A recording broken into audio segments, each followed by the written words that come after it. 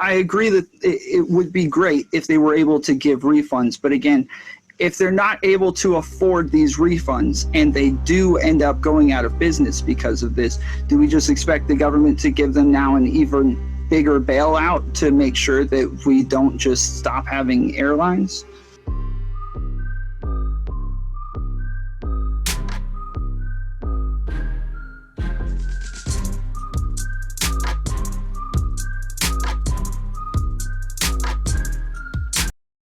We do have a family member impacted by this. The airlines took a $54 billion bailout, but are also keeping all the ticket money of prior tickets purchased and not refunding it to customers, instead giving them 90 days to reschedule their flight. Like, that's a dick move. I'm sorry. Like, I'm sure most people, I'd say, half or a little over half are like, okay, yeah, I'll just reschedule something for July and it'll be all right. Well, not everybody can do that. Maybe you got shit going on. You can't, reschedule a trip later on, or you just need to cancel it, or maybe they need the fucking money. Yeah. Here, imagine this scenario here. Like, you were planning this really kick-ass vacation. You were going to go fly to Cancun or some shit, right? Well, then all of a sudden, the Rona hits. And then where you're at? Okay, well, guess what? You got laid off your fucking job. You don't have any money. And lo and behold, you get $1,200. Well, that ain't going to do shit but pay your fucking rent and maybe put some food on the table for about a week. You're still fucking broke. Hey, remember that fucking flight I had? I can get a refund on that ticket. No, you can't. So you're still fucking broke. But hey, you can still fly to Cancun 3 months from now if the Rona will allow you. But you're gonna have the money to situation. Hang out. Yeah. And what are you gonna do in Cancun when you're fucking broke anyway? Yeah, I don't know. That's just a really I don't understand how they can take that kind of fucking bailout and then just hang on. And I can't find the figure. So somebody had posted it on Twitter the other day, and I think it was on that TikTok video you sent me. But how many billions of dollars of customer funds do they have that they're just hanging on to? And do you remember what that number was? It was fucking crazy. It was an ungodly amount of money. Yeah, and then they're still going to get bailed out by the government. And so they're double dipping. They're going to keep your fucking money, and then they're going to take more of your money, which is taxpayers' money, and they're going to get bailed out while they still have all your money. It's kind of fucked up, but hey, nobody seems to be standing up for the fucking lower to middle class on this one at all. So fuck the government. It'd be simple as in the ear. Yeah, it'd be as simple as oh, you're not going to go anywhere? Okay, let's give you a one-time refund. That's what a lot of them did. I usually fly with Delta. Delta, I got a message saying, hey, if you have any flights, which I had some work ones, but I always get those. But yeah, they were pretty cool about it. I don't understand why the rest of them can't just fucking dish it out. It's not I don't know. Most people are still going to keep it, and they're still going to reschedule. I don't know. Seems like a fucking terrible, terrible move, but I guess nobody likes the fucking airline industry anyway, so yeah, they probably don't really care. They're not customer-centered at all. Let's see. You got a low-key dude in the comment section here, Mr. Tom Pinion. Yeah, reading that one there. Let's see. StreamYard. That's why the ticker goes away after a while. I don't know. Tell us in the comments what you guys are thinking, but garbage. It's just disgusting. You're taking this $50+ billion bailout, and yeah, total shit show, total failure. I don't get how this is okay at all. I think we might have said the word media a couple of damn times. Did we? In the last, yeah. So I'm just going to go ahead and say, well, I already said it. So, yeah. We'll have a couple just to be safe. You sound like a But, really good guy. Maybe we I should have. sound like a level-headed dude, but I'm pretty sure if you go and ask somebody like that, and in that situation, you'd be like, "Well, it's a lot more complicated than it sounds." You see, we gotta do this, and we gotta manage the overhead of the, and he'll just blow smoke up your ass and sound like a dickhead. Meanwhile, as soon as you finally get on your flight later on, they're gonna fucking charge you an arm and a leg to get an extra bag on the fucking flight, and yeah, whatever they can fucking rake you under the coals to get more money. That's all they want is more of your money, and more people would fucking fly if they could afford it. So if they're having a problem with the amount of people flying, maybe they should fucking adjust their pricing and stop nickeling and diming the fuck out of everybody. But I don't know. I'm just a fucking squirrel nut motherfucker who lives in Missouri. I don't know shit. Fair enough. Ah, damn it, Bernie. God Bernie, damn it. Bernie's just trying to get. Bernie's making me drink. We did pick up Tom, so we'll welcome a new guest. First time on the show. Welcome, Tom. How are you today? Hey, I'm doing well. Thanks for letting me come on. Yeah, absolutely. Tell us a little bit about yourself. Where are you from? What's the skinny? You got a show to promote? Any of that good stuff? Yeah, I do a show called Tom Foolery. It's on Facebook. It's the Tom Foolery podcast. It's on all podcast platforms, including YouTube. We do video. I actually just started using StreamYard today for my Streaming Saturdays show. So yeah, go check it out. We do politics, philosophy, stuff like that. Awesome. Sounds good. Nice to meet you, Tom.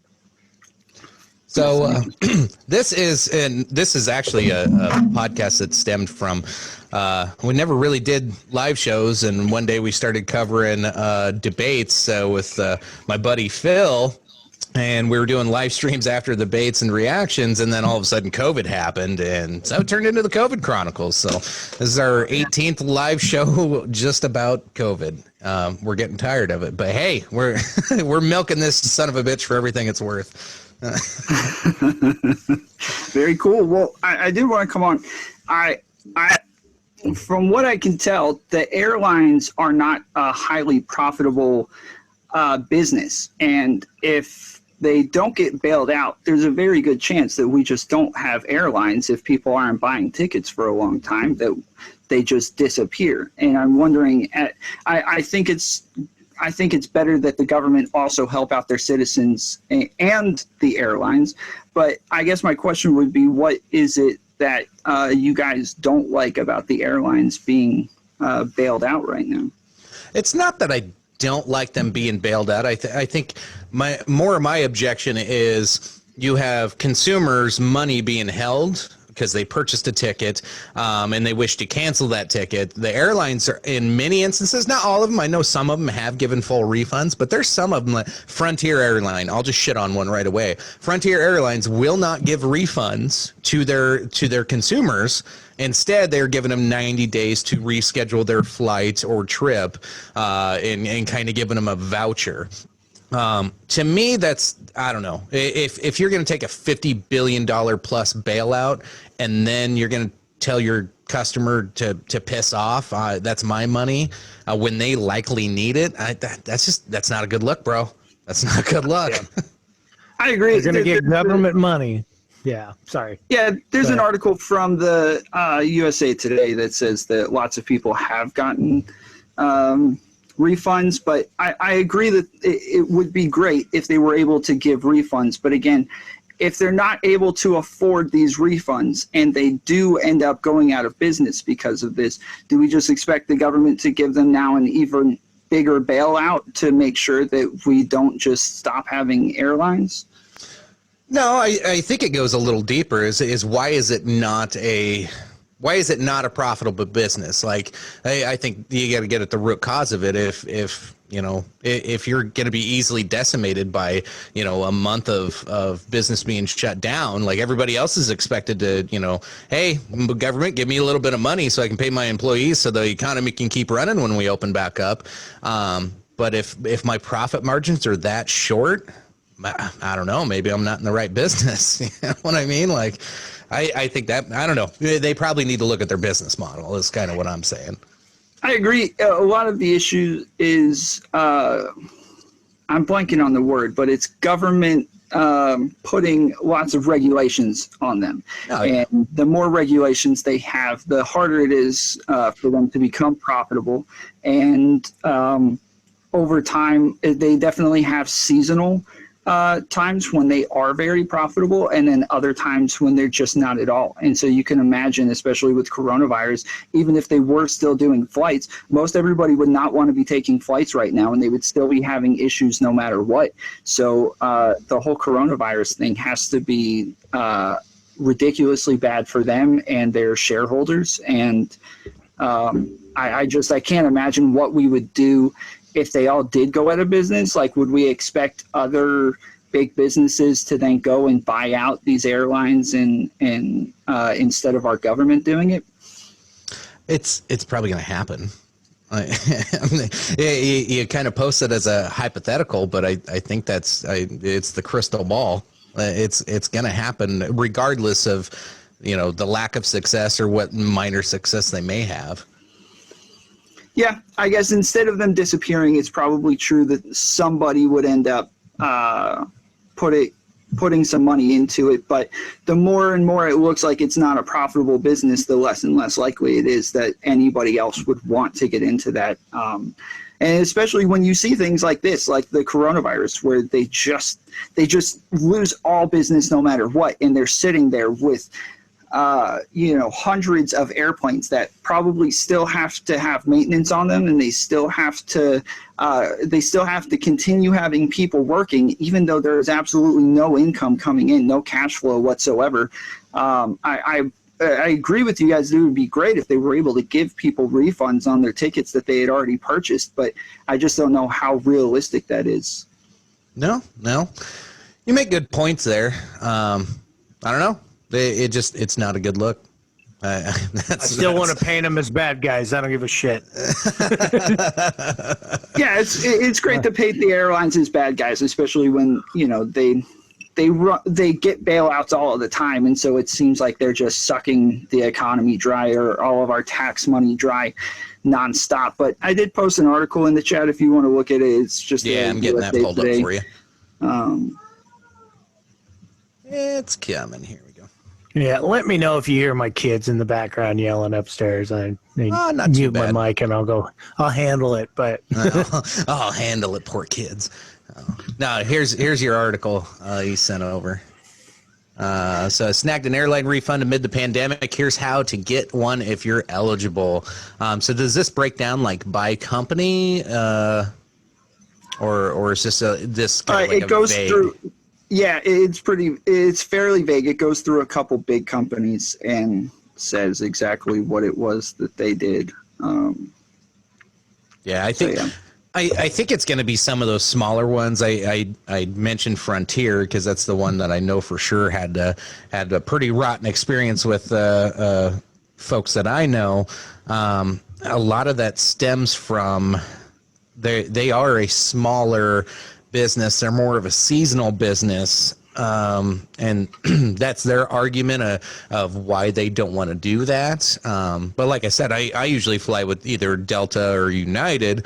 And I know Delta, like when all this shit started, they sent a message to my app on my phone because I do all my ticketing through there. And they're like, hey, if you have any flights that need to cancel, don't worry about it. We got you covered.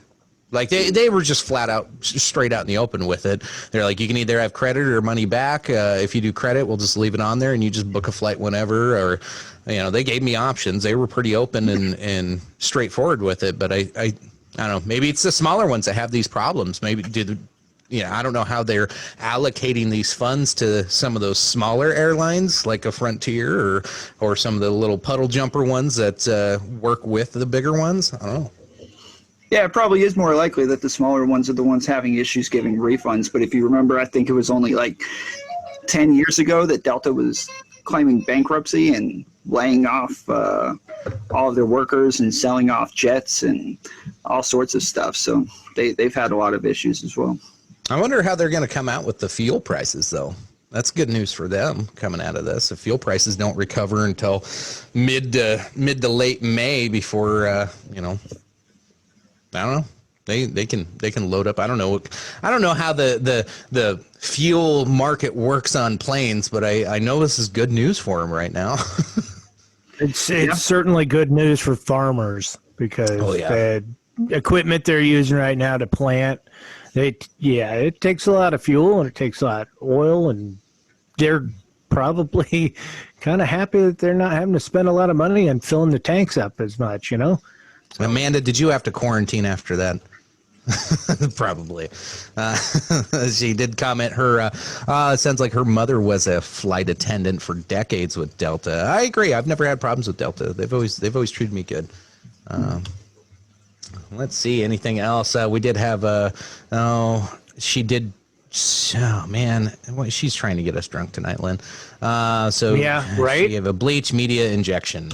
So there's 3 drinks for us. I don't know if you're drinking along with us or not, Tom, but we do this drinking game every live show. So it usually Scotch turns into not something you're supposed to drink as much. So yeah, Amanda, go to hell. It turns really colorful and fun by about 2 hours in. So. Well, I appreciate you guys letting me get my 2 cents in. No, appreciate it. Y'all check out Tom Foolery. Thanks for Tom Foolery. That's on Facebook. You said you have a Facebook page, or if you search post it in the Tom comments of the video. Gotcha. Thanks, guys. Yeah. I'll pop it up here on the show. Thanks for joining, Tom. Reach out anytime, man. Love to have you on. All right. Appreciate it. All right. So that's kind of wrapping up our airlines discussion. He made some good points there. You know, it's easy to shit on them and bitch about them, but can we live without them? I don't know. Are they going to go out of business? And how much of them going out of business are we okay with? Some of those little airlines, you know, the more I think about it, you know, they're the ones that drive the prices down sometimes because they're offering better deals seasonally. The Frontiers of the world, you know, if they're willing to give you, you know, $50 cheaper round trip flight to Hawaii or something, then the other airlines have to keep their prices low. So I don't know. I think I had seen him. I think I'd seen Tom in one of my Facebook like podcaster groups or whatever. Right? So the name sounded familiar, so I was pretty comfortable bringing him on. But you know, I'm crazy. I don't care. I'll bring about anybody on sometimes. So. Let's see. Next topic. We talked about some of the Trump gaffes. We talked about airlines. Talked about Event 201. Let's talk protests. I was trying to wait and see if Tony or anybody else was getting on.